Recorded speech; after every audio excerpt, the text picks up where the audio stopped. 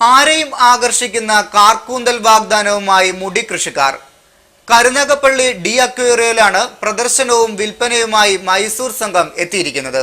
മുടി വളർത്തുക മാത്രമല്ല, മുറിച്ചു വിൽക്കുകയും മുടി വളരുവാനുള്ള എണ്ണ വിൽക്കുകയും ചെയ്യുന്ന മൈസൂർ സംഘമാണ് കരുനാഗപ്പള്ളിയിൽ പ്രദർശനം നടക്കുന്ന ഡി അക്വേറിയയിൽ ശ്രദ്ധേയമാകുന്നത്.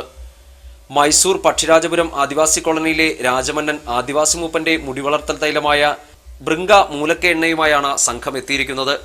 പെണ്ണുങ്ങളെയും വെല്ലുന്ന കാർക്കൂന്തലുമായി മേളയിലെത്തിയിരിക്കുന്ന രാഘവയും സഞ്ജിത്തുമാണ് വിൽപ്പനയുടെയും പ്രദർശനത്തിന്റെയും മുഖ്യ സൂത്രധാരന്മാർ. വർഷാവർഷം മുടി മുറിച്ച് വിഗ് കമ്പനികൾക്ക് വിൽക്കുന്ന ഇവർ മൂലക്ക എണ്ണയുടെ പ്രത്യേകതകളെക്കുറിച്ചും പറഞ്ഞു. സർ, ഇത് പറഞ്ഞാൽ ബിരിങ്ങ മൂലക്ക ഹെയർ ഓയിൽ പച്ചമരം നിങ്ങൾ മൂപ്പന്മാർ സ്വന്തമായിട്ട് കാച്ചെടുക്കാൻ തയ്യാറും. മുടി കൊഴിച്ചാൽ താരണം ചൊറിച്ചാൽ മാറും. 3 ദിവസം തെച്ചാൽ നമ്മൾ എണ്ണ മിക്സ് ആക്കുന്നു. കൊക്കനട്ട് ഓയിൽ മിക്സ് ആക്കിയിട്ട് ആഴ്ചത്തെ 3 ദിവസം തെച്ചാൽ 3 ദിവസം നമുക്ക് റിസൾട്ട് കാണും. പക്ഷെ മുടി വളരാൻ 4 മാസം 2 മാസം തെച്ചാൽ മുടി ഉണ്ടാവും സാർ. പിന്നെ രണ്ടാമത്തെ ഊരി കൊയിനി പോകത്തല്ല. ഇത് കുറെ നമ്മൾ ഈ നമ്പറിൽ വിളിച്ചാൽ കൊറിയർ സർവീസ് ഉണ്ട്. ഇത് കൊറിയർ അയച്ചു തരും. നമ്മൾ ഒരാളുടെ തേച്ച് റിസൾട്ട് കണ്ടാൽ കൊറിയറിൽ 2-3 ബോട്ടൽ എന്തായാലും നമ്മൾ വാങ്ങും. പക്ഷേ വേറെ പച്ചമരുന്നുണ്ടോ ഷുഗറിന്, അതൊക്കെ പച്ചമരുന്നാണ്.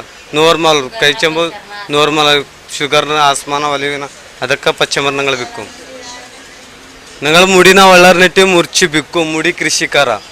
കഷൻ്റെ ഉള്ള ആൾക്ക് ബിഗ് ടോപ്പിന ഗൾഫ് ഗേറ്റിലൊക്കെ നമ്മൾ മുറിച്ചിട്ട് നിങ്ങൾ വിൽക്കും. 1 കിലോ മുടിന 50,000 രൂപ 30,000 രൂപയാണ് 1 കിലോ മുടിന.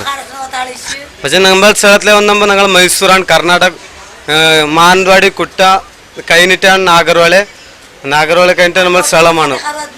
ഇതെല്ലാം ഫുള്ള് നമ്മൾ മൈസൂർ ഏരിയത്തിലെ ആളുണ്ട്.